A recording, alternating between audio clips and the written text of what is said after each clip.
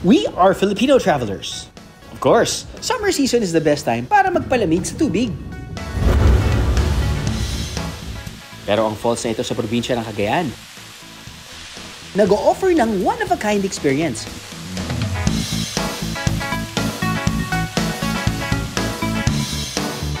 Bago nyo marating malamig na falls, dadaan muna kayo sa mainit, umuusok at kumukulong bulkan.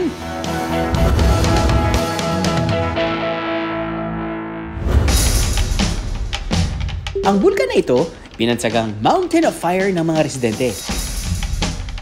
Dito raw kasi, malapitan yung makikita at mararamdaman ng init ng bulkan. Ito ang Mount Kawa, na ipinangalan daw ng ganon dahil mukha itong kawa na may kumukulong tubig.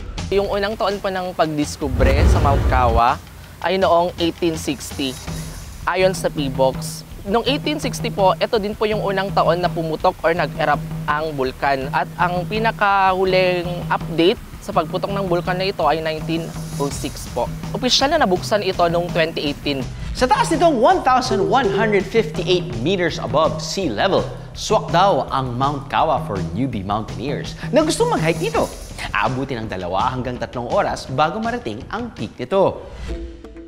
At ngayong umaga, sasamahan natin ang grupong ito na nagbabalak daw umakyat ng Mount Kawa. Nalaman po namin yung Mount Kawa sa mga tao dito po sa Gonzaga, ma'am. And sikat po kasi yun, ma'am. Marami po kasing gustong pumunta, kaya gusto din naming matry. First time po namin magti-trekking dito sa Mount Kawa. Nahahati sa 5 stasyon ang nature trip na ito. Una, ang briefing station bago umpisahan ang akyatan.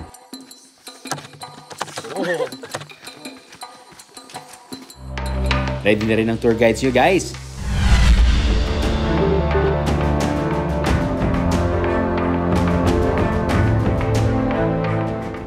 Kasama raw sa adventure itong madadaan ng mga puno na mala-strawberry ang bunga. Tamis! Ang fig tree o tinatawag nilang Tibog Woods. Indikasyon itong nasa Station 2 na ang grupo.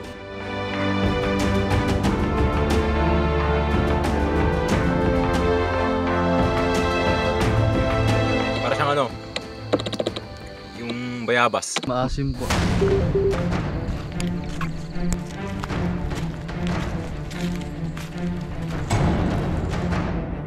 Pwedeng magpahinga sa Station 3 na Bilbilit Sanctuary habang nag-aabang ng mga ibon.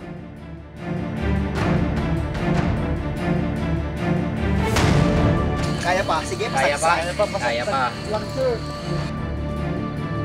Ilang hakbang na lang, matatanaw na ang summit. Pero bago yan, alam nyo ba na may red zone silang tinatawag dito? Dito na makikita ang mga alimanawan o sa Tagalog, limatik o linta. Tingin-tingin din sa mga sanga dahil kung suswertihin, pwede rin makakita ng mga cloud rat na endemic sa Luzon at don't worry, they're timid at hindi dangerous.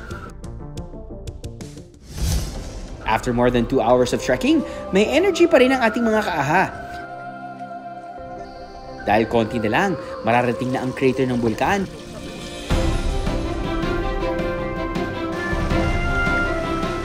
Kung saan malapitan mo rin makikita ang kumukulong nitong tubig na pumapalo hanggang sa 100 degrees Celsius. Dito natin makikita talaga yung kumukulong sulfur. Paalala lang, hindi raw pwedeng hawakan ng tubig dito. Mainit po siya. Alam yung halimbawa po ng init niya, ma'am, yung parang nagpapakulo ka ng tubig. Kayang makaboil ng egg. Naki-experiment na rin sila kung totoong nakululuto ng itlog ang mainit na tubig.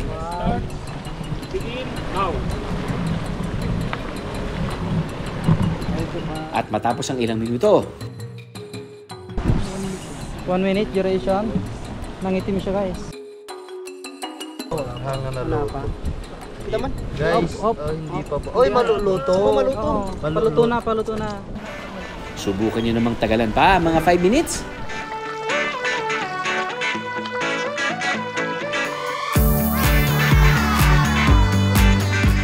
Kapansin-pansin din daw ang usok na sumisingaw mula sa bulkan.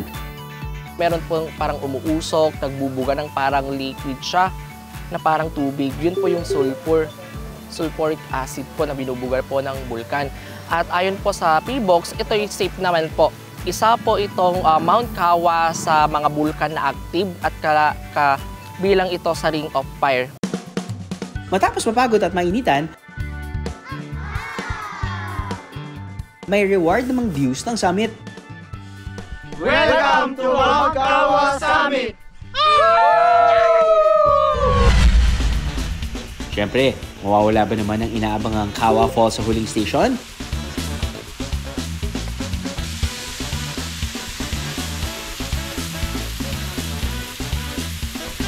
Kung gaano raw kainit ang tubig sa crater, gaano naman kalamig ang tubig sa falls.